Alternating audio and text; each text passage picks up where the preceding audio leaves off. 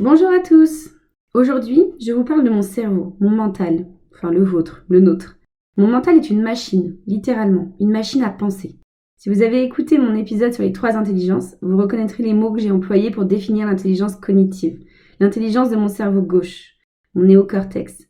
Dans cet épisode, je souhaite vous parler de la relation qu'on entretient avec notre mental, notre cerveau, celui qui crée notre second moi, notre ego.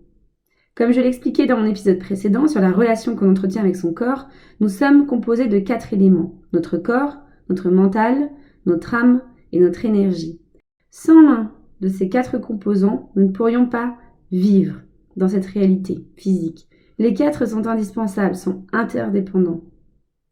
C'est ainsi que j'aimerais développer aujourd'hui la nature de cette relation qu'on entretient avec notre mental.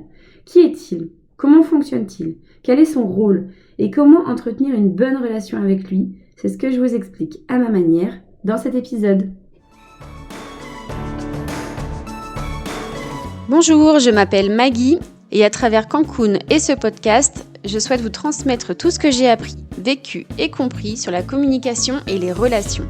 2 éléments que j'ai à cœur de voir exister de manière positive dans notre monde. Mon activité consiste à vous informer, vous former et vous accompagner à votre épanouissement relationnel, pour des relations de qualité avec vous-même et avec les autres.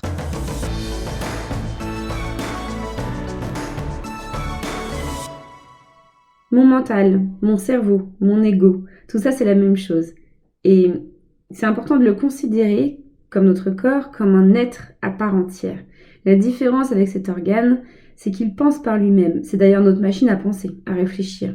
Et qu'il peut être tellement efficace, tellement productif, que ses pensées deviennent omniprésentes, au point de ne plus laisser les autres éléments, mon corps, mon âme, s'exprimer.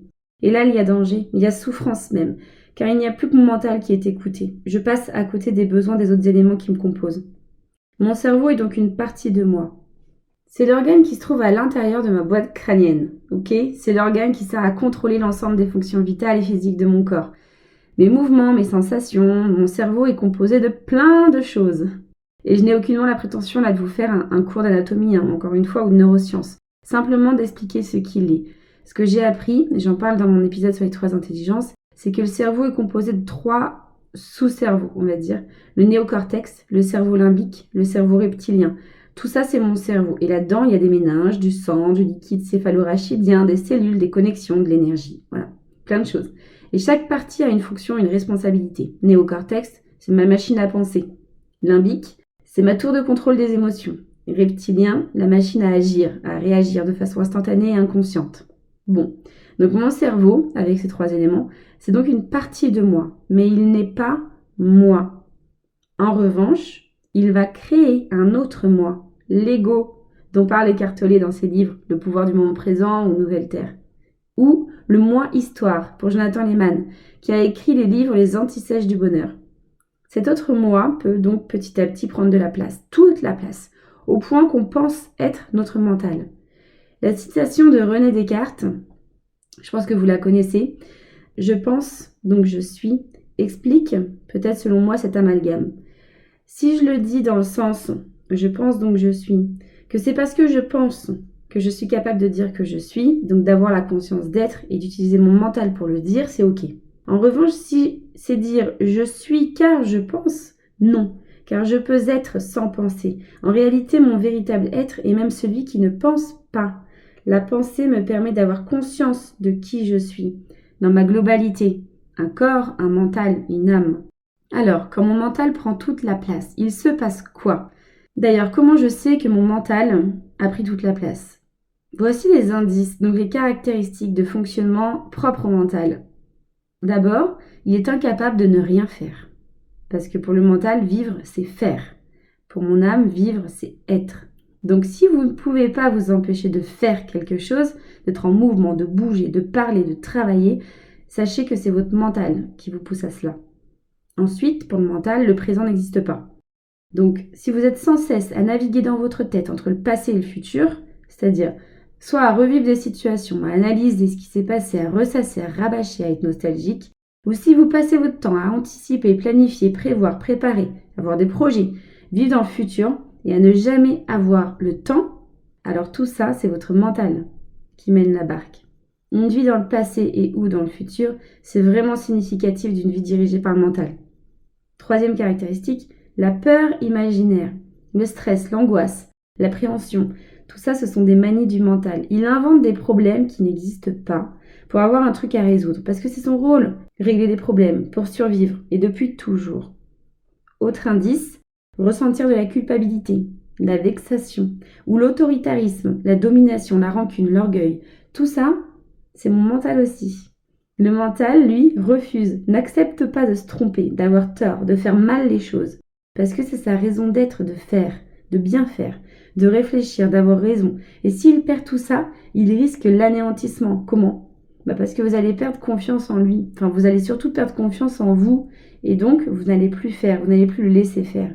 Autre caractéristique, avoir, vouloir, posséder, gagner.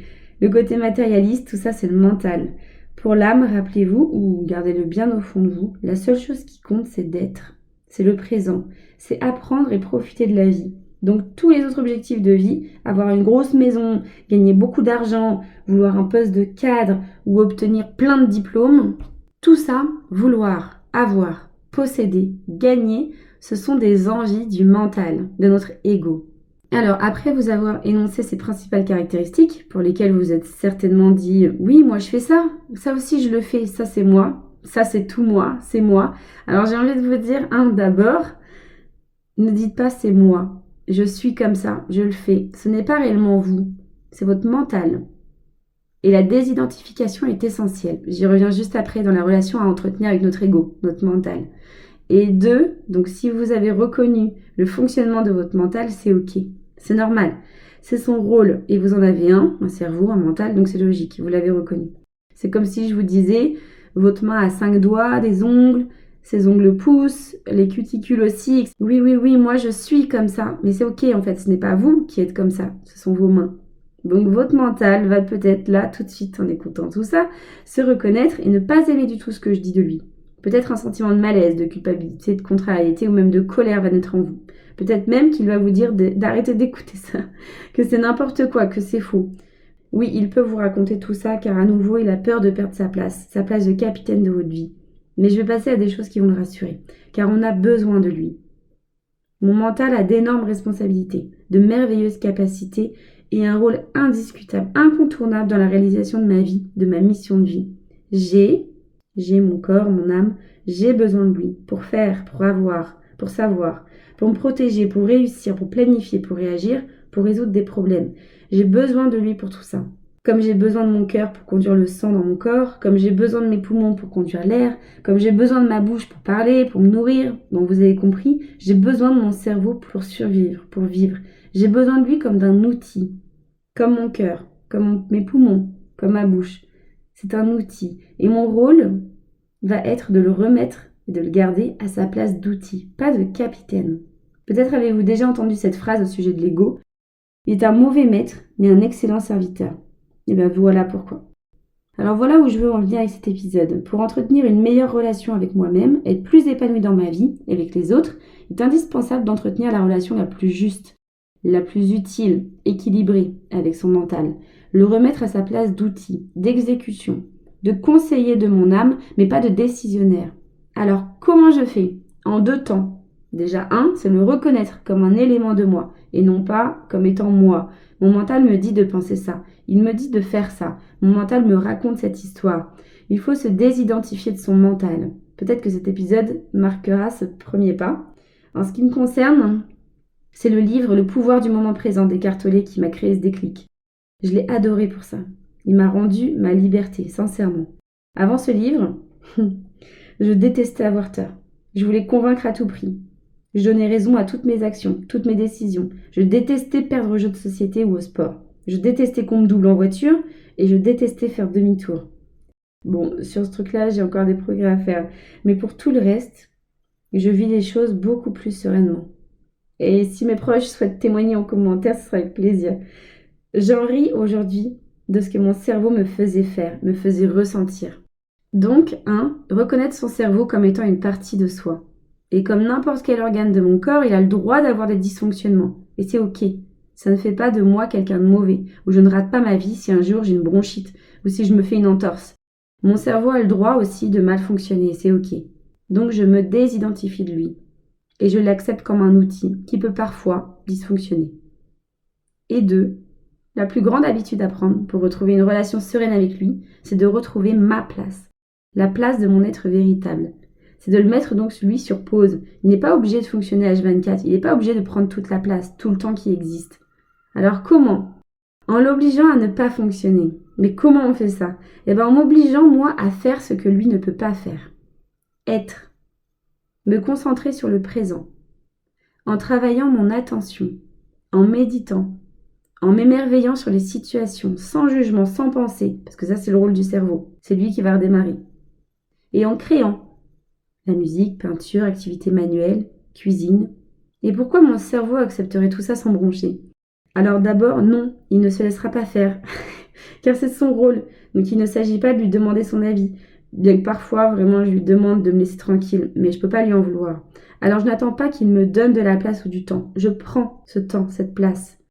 Prendre cette place, ce temps, ça s'apprend, via tout ce que je vous ai dit juste en haut, chaque jour.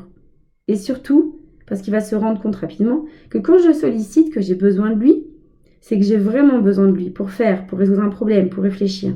D'une manière générale, en ce qui me concerne, j'essaie au maximum de le mettre en veille dans mon perso, le matin, le soir, le week-end ou en vacances, pour le réactiver pleinement au boulot ou pour Cancun. Et là, il se surpasse sincèrement. Parce que le forcer à se reposer quand j'ai pas besoin de lui, ça me permet de vivre plus tranquillement et d'être beaucoup plus efficace, plus concentré, plus productif quand je le sollicite.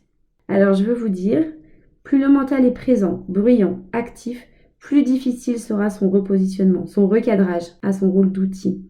Cela demande du temps et de la persévérance. Mais croyez-moi, ça en vaut vraiment la peine. Et qu'est-ce que j'y gagne de laisser de la place à une vie sans mental ? C'est profiter de la vie, du présent. C'est prendre le temps, là où mon cerveau me dit « mais j'ai pas le temps ». C'est libérer mes autres énergies, ma créativité, mon imagination, mon intuition. Être à l'écoute de mes sens, savourer, apprécier le beau. Ça permet aussi d'appréhender le futur avec beaucoup plus de sérénité, sans problème. Oui, parce qu'on peut se créer une vie sans problème, en se créant une vie sans mental. Pas complètement encore une fois, mais en cohabitant, en laissant de la place aux autres éléments qui ne se nourrissent pas de problèmes, qui n'ont pas besoin d'eux pour exister. Vous n'avez pas besoin de problèmes pour exister. C'est être donc plus zen, plus heureux, plus reconnaissant, plus aligné avec notre véritable raison de vivre, être. Voilà ce que j'avais envie de vous dire à propos de notre mental et de la relation qu'on entretient avec lui. J'espère que cet épisode vous a plu. Laissez-moi un commentaire, je le lirai ou je vous répondrai avec plaisir. Merci de m'avoir écouté et à très vite.